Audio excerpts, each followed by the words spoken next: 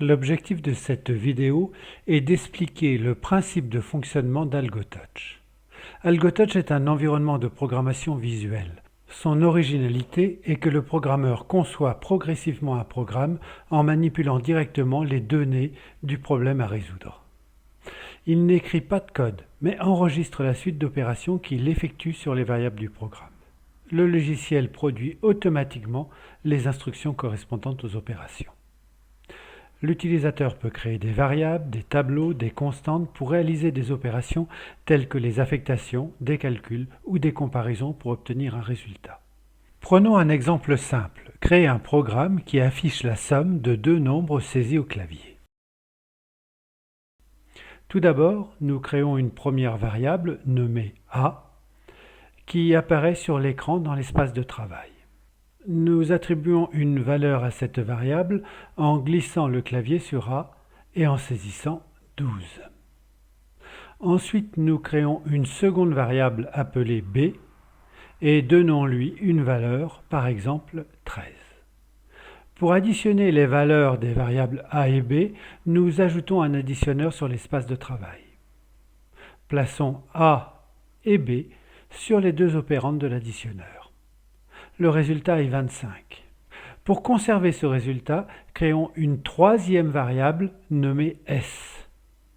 Le résultat de l'addition est déposé sur S, qui prend ainsi la valeur 25. Dans la console située sous l'espace de travail, les instructions en Python ont été produites automatiquement au fur et à mesure des opérations réalisées.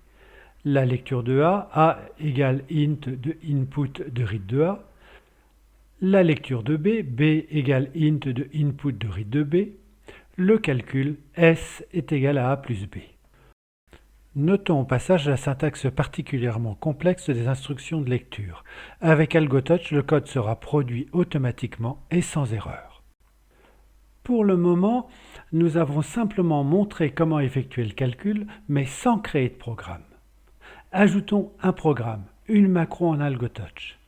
Nous la nommons somme avec le commentaire saisie de deux entiers et calcul de leur somme. Le code du programme est vide et figure sur la droite de l'écran dans la zone instruction. Pour créer un programme, nous allons passer AlgoTouch en mode enregistrement en cliquant sur le micro au-dessus de la zone d'instruction. Il faut maintenant refaire les opérations. Saisir la valeur de A, modifions au passage le libellé par défaut en valeur de A et donnons la valeur 7 à A.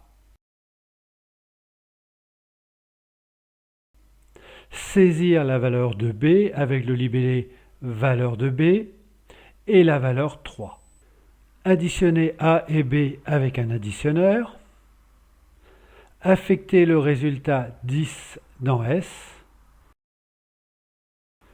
Et pour finir, afficher la valeur de S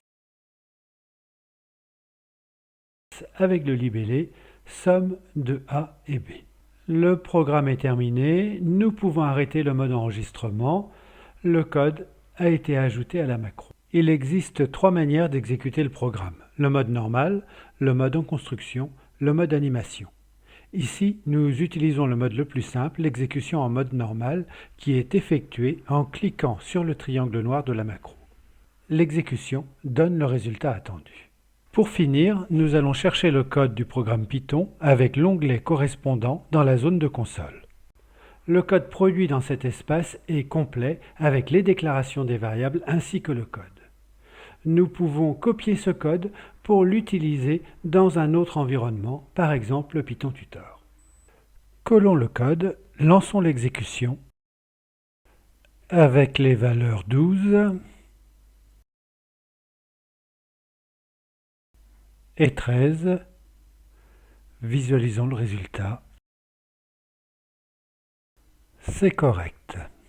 Dans cette vidéo, nous avons appris à créer des variables, à créer des opérations sur celles-ci. De plus, nous avons découvert comment élaborer une macro et y inclure des instructions. Nous avons également vu comment exécuter le programme créé. Enfin, nous avons abordé la récupération du code généré pour son utilisation dans un autre environnement. AlgoTouch permet de créer des programmes plus complexes que l'exemple présenté ici. En particulier, il permet de réaliser des programmes itératifs, de traiter des tableaux de données, d'écrire des programmes classiques de tri. Dans une prochaine vidéo, nous détaillerons les différents modes d'exécution.